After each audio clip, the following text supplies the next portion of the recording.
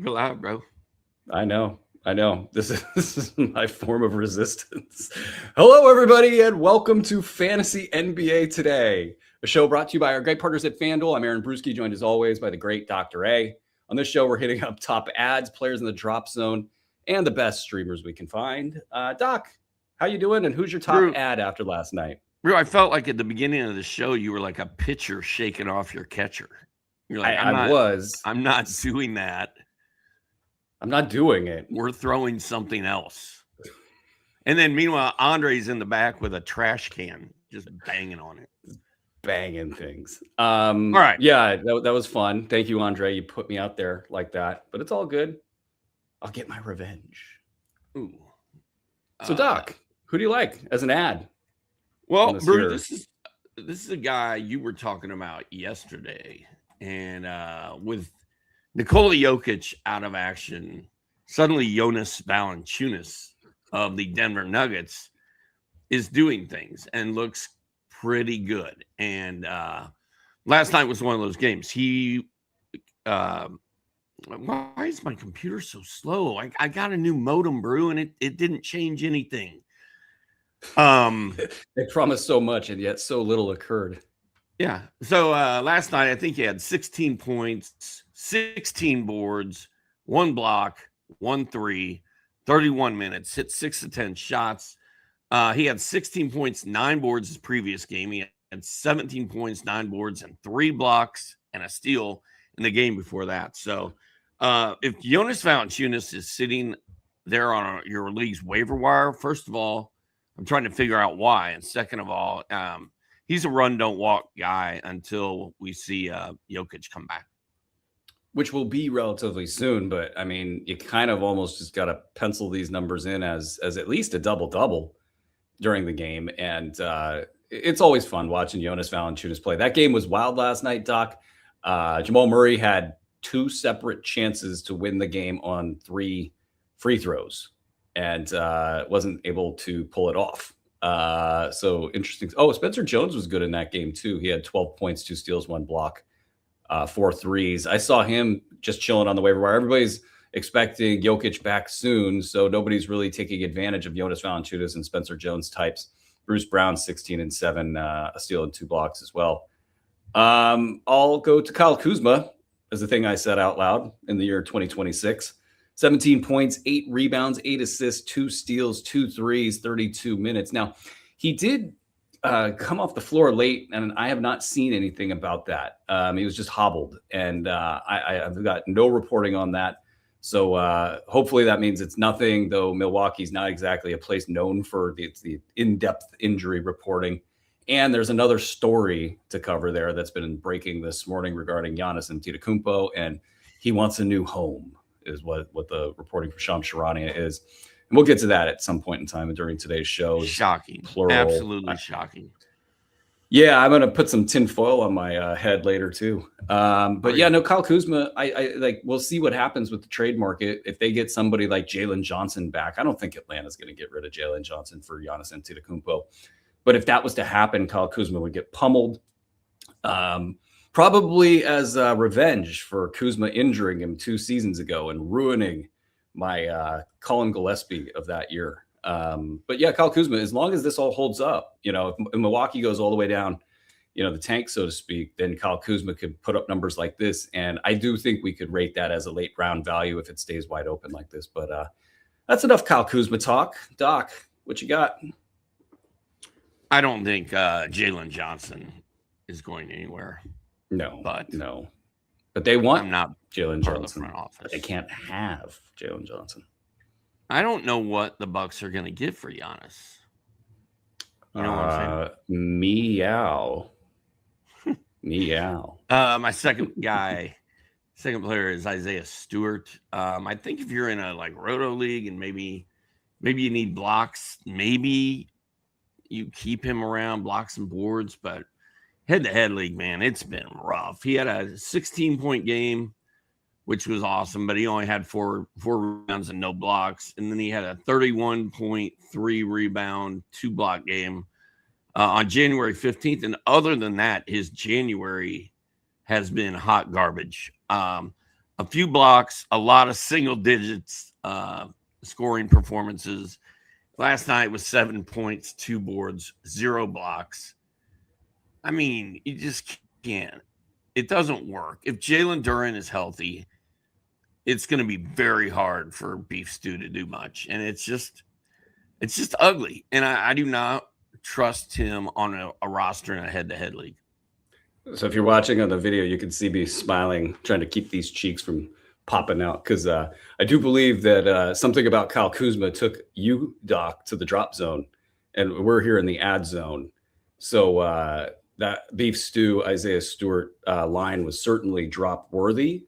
Wow. Yeah. I'm going to blame all of the pregame talk that we had about. I thought you were laughing because I called him hot garbage. No. That was because literally the mention of Kyle Kuzma skipped the ad zone and took us to the drop zone. It did, dude. You did that on purpose. I think like I said at the beginning of this, is like, I can't believe this is a thing I said out loud, and you completely ran with that. So the second player in my ads, that was cruel, bro. You did that to me.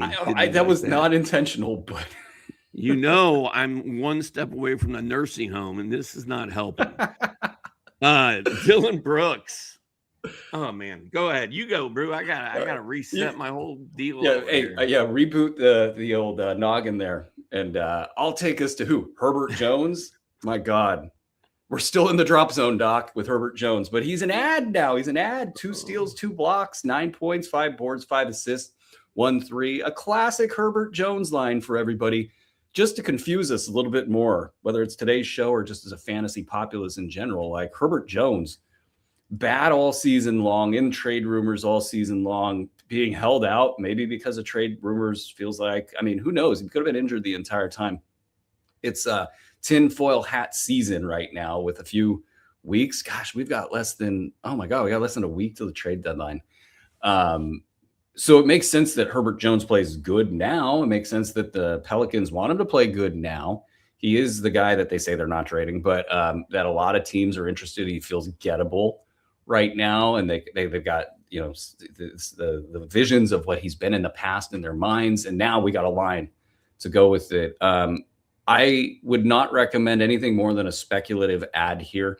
It's the kind of thing, if you're in a deeper format where you don't like the names out there, and Herbert Jones with his one good game, is making, you're looking at Herbert Jones, you could at least have this what if factor in your head. Like, what if they don't trade him and now he is healthy and he's going to produce like he has produced in the past? He's got this capability of being a top 50 guy. Don't think that's in the cards for him, but if he was good, maybe a top 75, maybe a top 100. But there's always the what if, and we've seen Herbert Jones be a top 50 guy in the past, so it's noteworthy for sure. But this ad zone's not exactly overflowing with long-term ads. Doc, you got anything better for the folks out there? Maybe, just to be clear, Isaiah Stewart is a drop for me, not an ad. All right.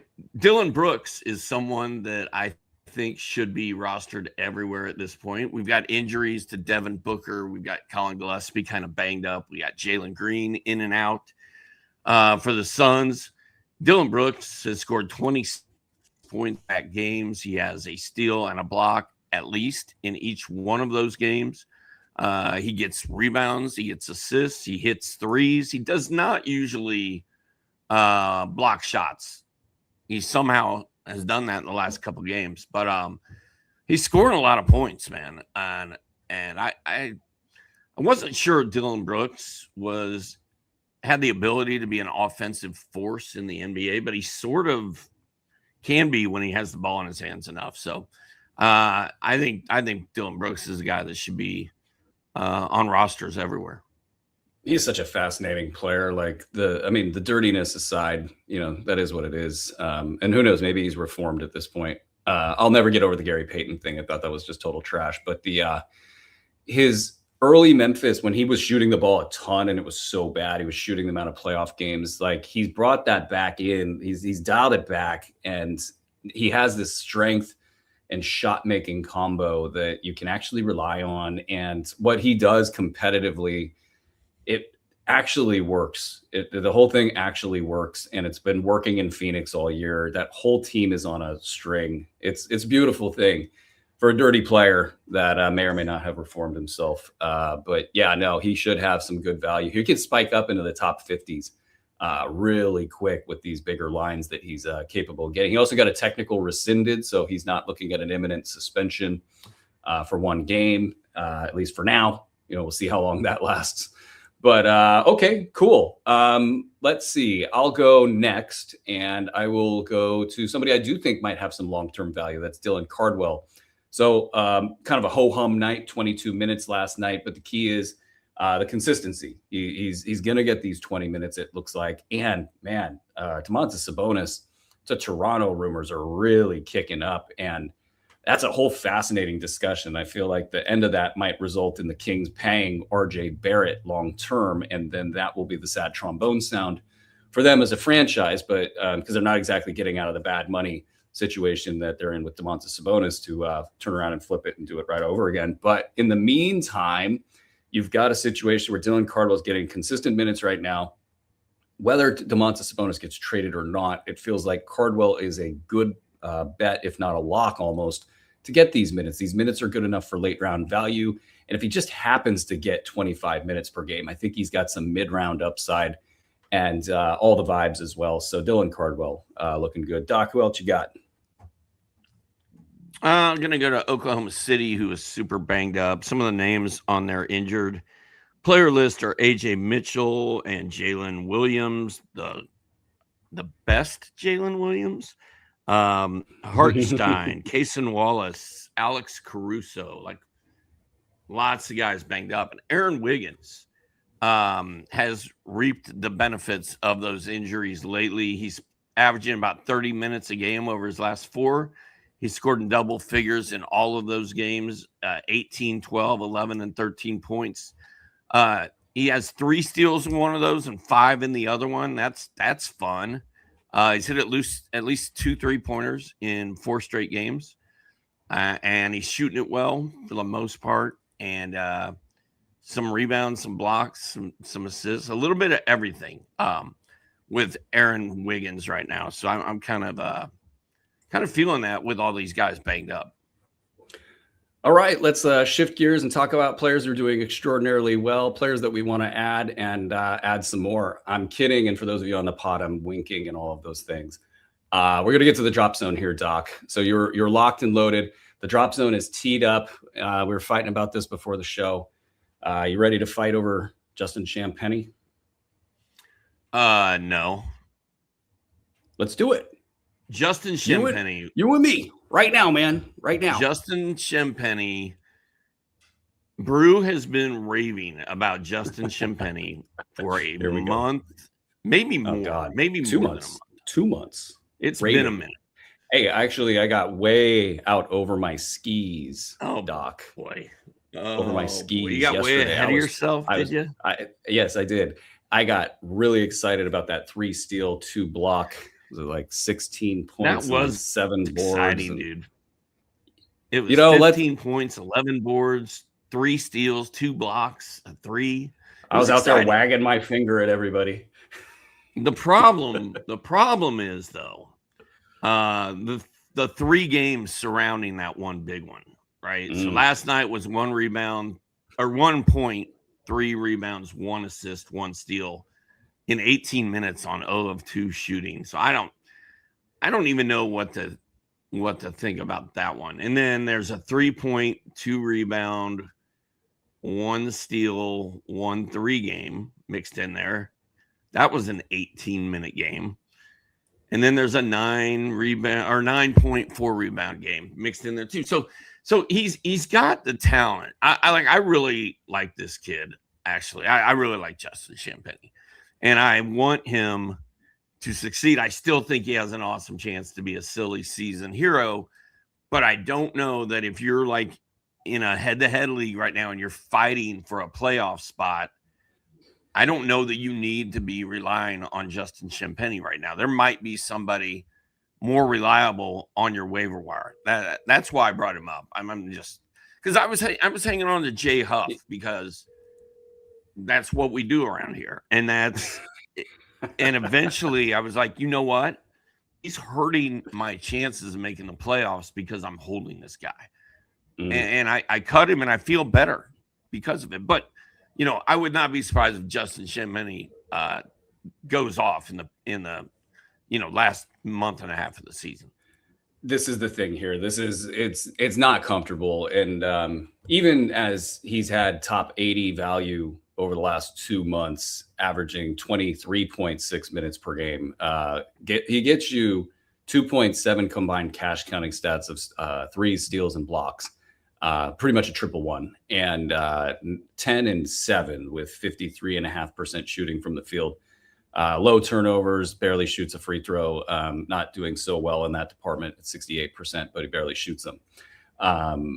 It's hilarious too, because like I'll turn on the TV, no joke. I'll put on the Wizards game, as I'm spinning around the league, and I'll see Justin Champagnie do something amazing, literally within 5 seconds of turning on the TV, and I'll in my head go, "Oh, it might be a big game tonight." And almost every single time, I go, "Oh, this is the dud." I literally saw his 3 rebounds and his 1 free throw and his 1 steal all at like one time. He didn't play in the second half of this game, and Washington won this game, and they were going for the win. And so it tells you something a little bit about like how they want to roll when they feel like they want to get a win. They're still not quite clicked into Justin Champagnie, even though he's making winning plays seemingly every night. Chris Middleton got all the minutes in this game. He had Bilal Coulibaly back. I think the addition of Bilal Coulibaly has made this a little bit more dicey on a night-to-night basis, because it feels like Champagnie had a 21, 22-minute floor, and that was a little bit safer. It's the you remove the 3 minutes, and then you also have the natural variance going on there. So if it's Doc, you have a great point. If you need somebody that you just know is going to get you kind of low and slow numbers, so you don't end up with a 0 on a given night, that might be the argument not to be here. But 2 months at top 80, top 90, for me, I got to just roll with the averages. Take the big game he had last time and this last game he had this time, and it's probably still a top 80 kind of a situation. It's just not very comfortable at all on a night-to-night basis. And then if they do cut Chris Middleton, which I think they will, so he can go try to get with a contender in the buyout market, that helps. And then Bilal Coulibaly can't really stay on the floor. If one of those two things falls through, I think we get back to consistency and then that upside that we're looking for. All right, Doc, that went way better than I thought it would. I thought we were going to duke it out. I'll go to John Collins. This is fun and interesting, I think. 11 points, 2 boards, 1 assist, 2 threes. It's not fun if you have John Collins, because while he's given you early round value for most of the last 2 months, and if you want to call it early mid-round, that's fine too. Missed a couple games in there randomly, and also maybe a trade deadline candidate. He's been shooting 68% from the field during this span. That is way too high. So there's some natural regressions that are going to occur here.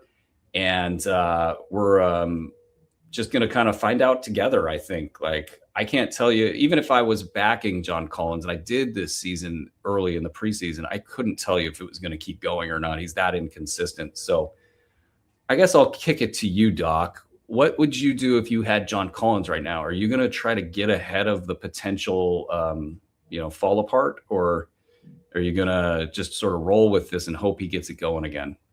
I just have this feeling like if the Clippers ship was sinking, I feel like he would be the last man standing. And I've said that all year. Like, James Harden, I could see him falling apart by getting hurt and being shut down at some point. Kawhi Leonard, I could see him getting shut down. Ivica Zubac, I'm going to talk about him. What am I talking about? In the next show, I'm talking about Ivica Zubac. His minutes are dropping.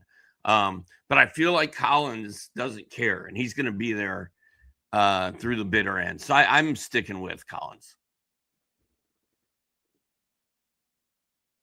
Yeah, that makes sense, because I mean the value is really high right now. I'd be kind of trying to package John Collins in some kind of a deal, like just to get out of the John Collins business, because I mean, man, 2 months at early round value or early mid round value, that is something to sell. And so I think you got to do that. You got to get out of the John Collins business before your trade deadline, if you can.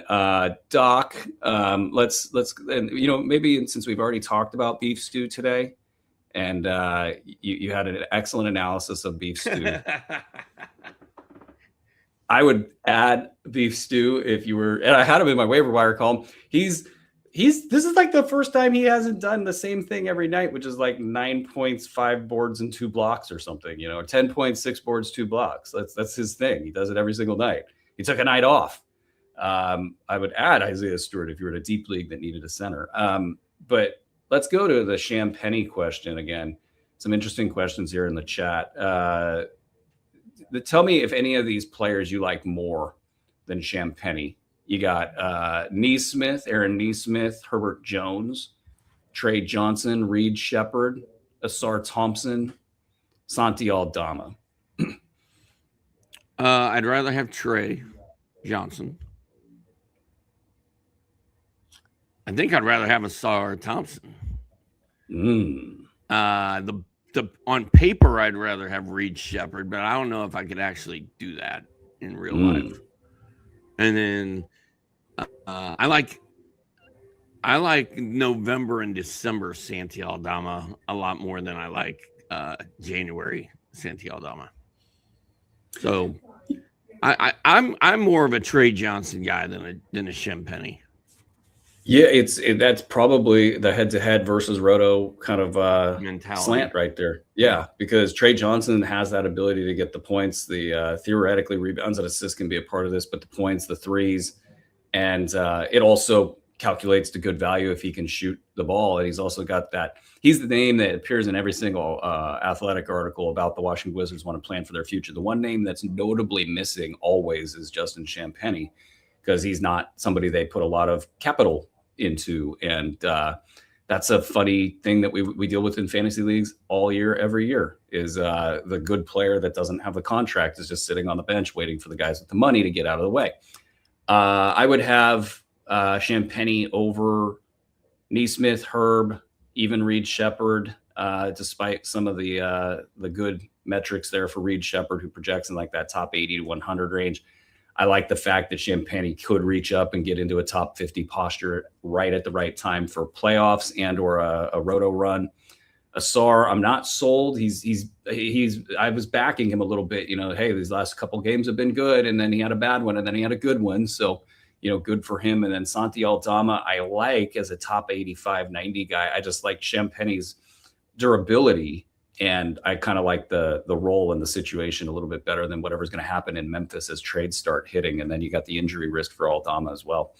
Interesting stuff there. Okay, I will spin us over to the Philadelphia 76ers, where Kelly Oubre, he was kind of dinged by the Paul George / Joel Embiid explosions there. And he had just 7 points, 4 boards, 1 steal, 1 block, 22 minutes. Quentin Grimes didn't play in this game as well, so he was dinged up with an ankle injury. And this is a little bit weird because of the 35 minutes or so per game Kelly Oubre has gotten lately. And of course, Paul George playing and getting big minutes is a big piece of that. So maybe they're content every once in a while to let Kelly Oubre take the hit. That might just drop him more to a late round guy, but he had looked like a top 80 to 90 guy going forward based on the last week or so. So hang tight there, I think. And I'm a Quentin Grimes guy, so I'm going to tell you guys, just give this dude some grace until we get to the other side of the trade deadline and that first week afterwards, because I do think he has that top 75 talent, and it might just be more of a top 100 thing for him going forward. But it's kind of hard to find people who can do that, climb up the ladder to get to top 75. And I want to give him a little bit of grace for the next couple of weeks in order to do that. Doc, feel free to weigh in on any of that. But if not, who you got? Walter Clayton. It's just not happening for him with the Jazz right now. Keontae George was out last night, and Walter Clayton gets 19 minutes, 5 points. It's the same thing he does every night. So really no difference. Sort of like peanut oil and corn oil brew. I couldn't tell the difference whether Keontae was playing or not. There was a window and a chance for Walter Clayton to go off the last month of the season in Utah, but it's going to be a long wait until that happens. So if you want to drop Walter Clayton, if you have him and you want to drop him, I don't think it's going to do too much damage to you now or down the road.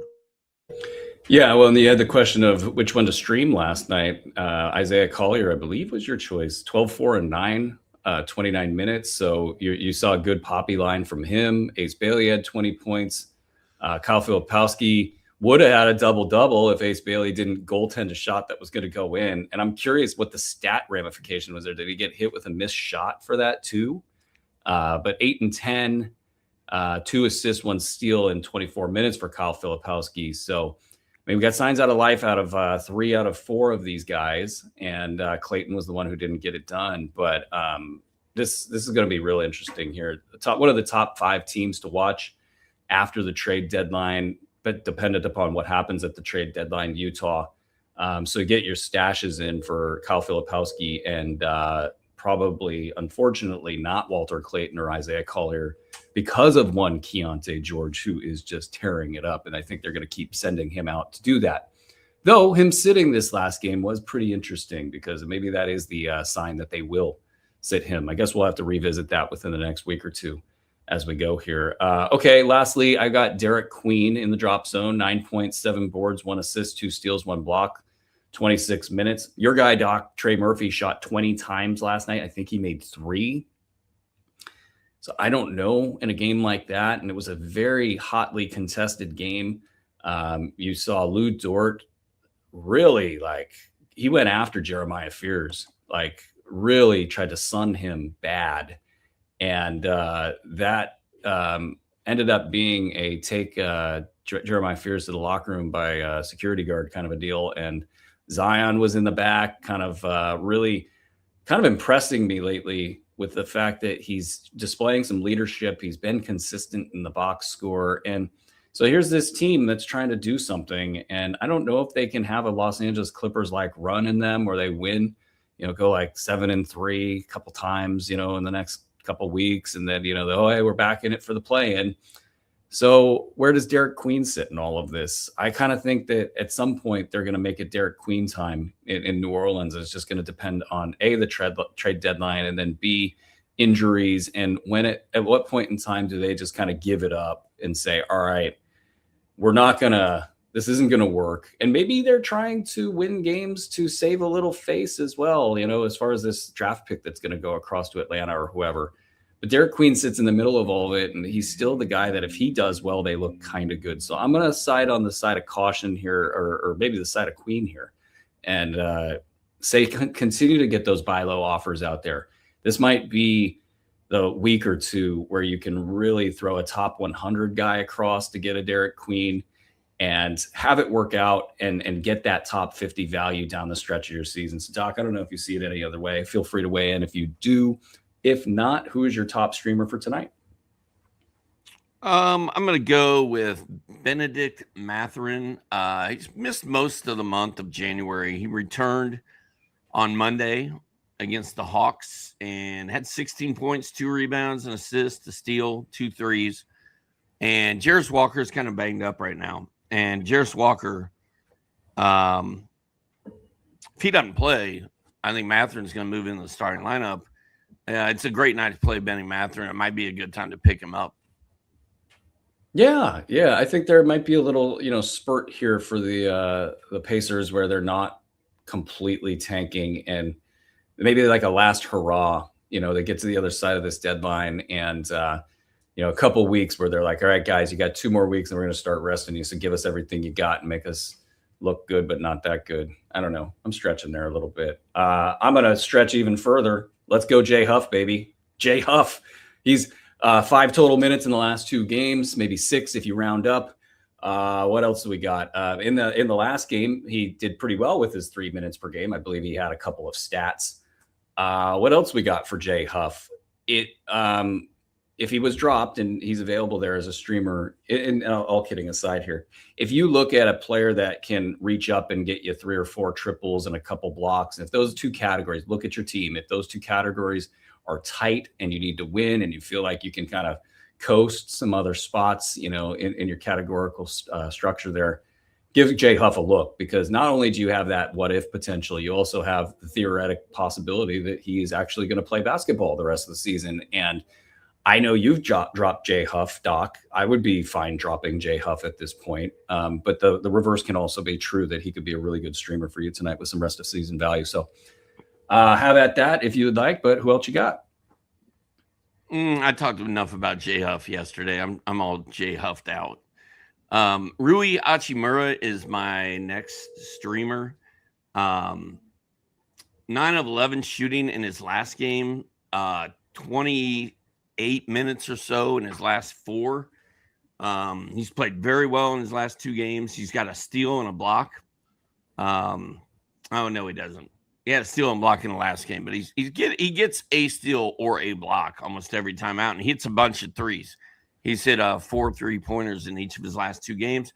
Austin Reeves has been ruled out tonight for the Lakers, so that makes it safe to fire up Hachimura, which I'm going to do. Yeah, that's a good call right there. Speaking of good Kalkbrenners, oh my God, shoot me right now. Ryan Kalkbrenner is my next streamer. I was going to do something else. I decided not to. Ryan Kalkbrenner, everybody. He's finally spry. He's doing things. He's getting blocks. He had the majority of the minutes in the Hornets blowout win the other day. And look, if he's going to be a mid-round guy, if he's going to be theoretically a top 50 guy as he was in the first month of the season, maybe this is the upswing. And so what you're going to try to do here is get those low-grade stats if you need big man stats, and also possibly catch this 2 ships passing the night. And the same could be true for Moussa Diabate. If you need the big man stats, he's been starting, and it was a blowout game that he only got the 20 minutes, and Kalkbrenner had the big stat line there. So those 2, and even Colin Sexton, you might give a look as Charlotte pivots for the trade deadline. We got Miles Bridges rumors going all over the place, and he's been down in the box score lately. We'll watch what happens there. Who else you got to stream tonight, Doc? This is kind of a deep league special, I think. Nikola Jovic of the Heat. He's had a couple of good back-to-back scoring games. I don't know, man. Depends on what you need as to whether or not you want to roll with this guy. And Khalil Ware has to be out if you're going to mess with Jovic. But on Saturday, he had 23 points, 3 boards. He had a block and a steal and 3 triples. And then on Sunday, he played 18 minutes, had 2 3-pointers, 12.6 boards. So there's a mishmash of good stuff in those last 2 games. Prior to that, it was not very pretty. So this is hoping that he keeps his hot 2-game streak of good games going. So if you're a deep league and you're just looking for a warm body on the waiver wire, I think Jovic certainly qualifies. I mean, look, we could come in here and we could tell you Ayo Dosunmu, we could tell you Jalen Smith, Aaron Neesmith is a good streamer. We could tell you Jarris Walker, because and Walker might be more of what we're dealing with right here, which we're giving you guys some really deep league names and or guys with variance. Like if you're streaming, you got 1 or 2 things going on. One is you don't really care about upside. You just want to have a warm body in there that gets you points or whatever you're looking for. And then the other half of you, looking at your matchup and you're like, this is a number 1 team I'm going against. I'm beat up. I've got no chance of winning this thing unless I put in 10, 5, 3, however many good games, great games out of these guys that might get me a 0, but they also might reach up to the stars and get me something good. So somebody like Jovic, he fits the bill. Like he's had these poppy games surrounded by a bunch of bad ones, but with all the injuries and all the opportunity there, and Miami has a decent schedule, good schedule. How many games? Like 3 more after this? Yeah, I think I got 3 games this week. So you got good games this week for these guys, and so a little bit of something for everybody here. And getting to my last streamer, it's Kyle Filipowski. So we're getting the current value with guys out. Yusuf Nurkic, Lauri Markkanen, maybe Kevin Love, all either doubtful or out. And Keontae George is probably back in this one. That takes a little bit of the opportunity away for everybody in the box score. But you're going to get a chance for some production, and you get that possible late season push. So a little bit of something for everybody. Okay, Doc, you got anything else you want to add before we get out of here? No, I think I'm good. I'm with you on Filipowski, by the way. I think with Lauri Markkanen and Nurkic both doubtful tonight, I think this could finally be the one, man. We've been waiting for Filipowski to pop. This could be the one. Yeah, absolutely. So basically, that's going to do it for this episode of Fantasy NBA Today. If you're listening on the pod feed, take 60 seconds, leave a 5-star review to really help us out. If you're watching on YouTube, hit the thumbs up button and subscribe to the Sports Ethos channel so you never miss an episode. From Doc, Andre, and everybody here at Sports Ethos, we're going to be right back with your daily fantasy deep dive, available exclusively on the Fantasy NBA Today pod feed and the Sports Ethos YouTube channel. This has been Fantasy NBA Today, presented by FanDuel. Phone sounds. Q&A with Dr. A. Oh, yeah. Q&A with Dr. A. A little later. Oh, yeah. Q&A with Dr. A.